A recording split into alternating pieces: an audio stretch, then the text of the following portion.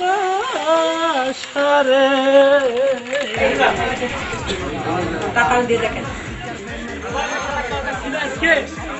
এই যে দোকান পাইছি সেটা ভালো হইলো দোকান এই দোকানে নিয়ে যায় হ্যাঁ চলে আসবে ভাই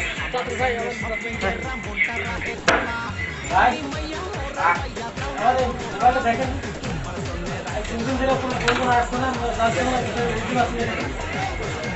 সমস্যা কি? সমস্যা ফোন আসছে না যাচ্ছেও না ফোন আসছে না, যাচ্ছে না? দেখতে হবে। টাকাল দিয়ে দেখেন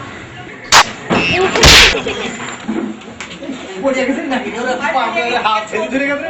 এদিকে আয়, এদিকে আয়, এদিকে আয়। এত বলে ধারা মানে নাকি কে কারেন্টের কাজ আমি এই বাপরে বাপরে বাপরে বাপরে বাপ।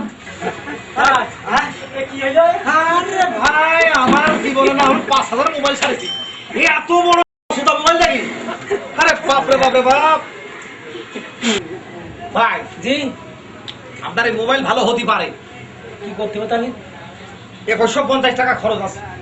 ২৫৫০ টাকা এখন মোবাইল আমি কিনি মাত্র ৭০০ টাকা দিয়ে আপনি কেন বুঝতে পারছেন না? আপনার মোবাইলের যে সমস্যা, মনিটরে কারেন্ট পাচ্ছে না। হ্যাঁ, দ্বিতীয় কথা হলো, প্রথম সমস্যা ছিল ওয়াইটুকের সমস্যা। ওয়াইটুকের সমস্যা। বলছি ওই মোবাইল সাইজ হিসেবে এখন কিছু কম টম নেন আমরা গরিব আমাদের গ্রামের এক ছেলে, সে আপন লোক, তারপরেও আমি কত টাকায় বলেন না, ৩৫০ টাকাতে মোবাইল কিনে ৬,৫০০ টাকা আমারে দিয়ে। ঠিক আছে? হ্যাঁ।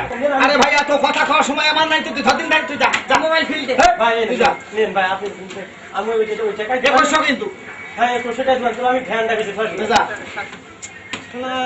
কি তাল গো হ্যাঁ পুরো মাত্র ৭০০ টাকাতে মোবাইল কিনলাম আর সেই মনে সাথে আছে ২১০০ টাকা দিয়ে ওই বর্জনী বলে আমি দেখবো দাঁড়া পাগল একটা পয়সা এসে বসিয়ে দেবে একই এখানে একটু মোবাইলে তো কিছুই হয়নি, এটা তার ছিঁড়ে গেছে।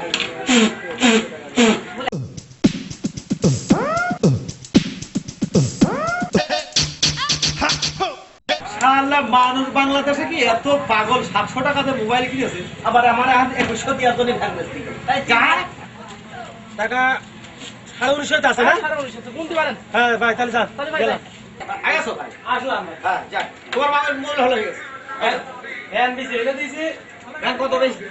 ও সে কথা ছিল না আমার কাছে ছিল ৩০০ টাকা ফ্যান বেচলাম ১৯৫০ টাকা দিয়ে এই গড়ে এই টাকা নেবে ১০ টাকা কম দিই, কিছু করে দিলেন না হ্যাঁ, ১০ টাকা কম দিই আচ্ছা ঠিক আছে। আচ্ছা শোনেন, জি ওই মোবাইল গান কাটি কাটি চলে যাবে, যান যান। ভাই হ্যাঁ। আমার তো সেই কথা আরে আমি সেই মিস্ত্রি। হ্যাঁ, ঠিক আছে।